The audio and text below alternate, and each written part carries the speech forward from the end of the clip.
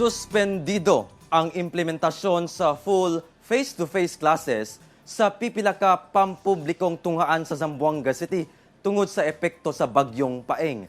Ang labing gikabalakan sa mga magtutudlo tungod nangabasa ang mga textbook ug ubang gamit sa pang-eskwela.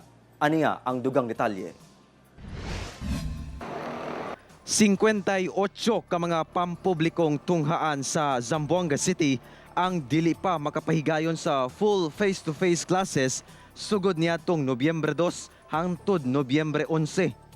Kini subay sa mando nga gipagawa sa Department of Education Zamboanga City Division.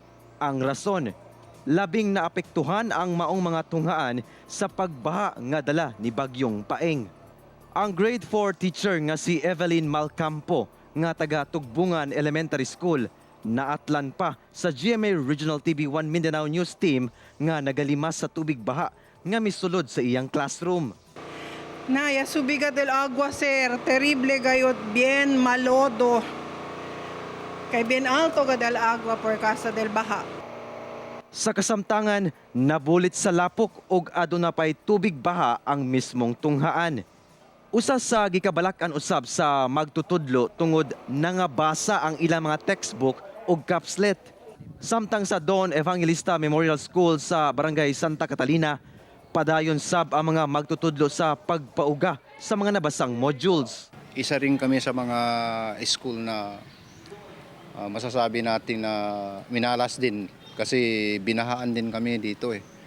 Unexpected na ganun kalalim. May mga gamit pa rin, may mga modules pa rin na naabutan. Around 158 schools na who can already start to implement the full in-person classes, and around 58 schools na will shift to blended distance learning due to this Paeng.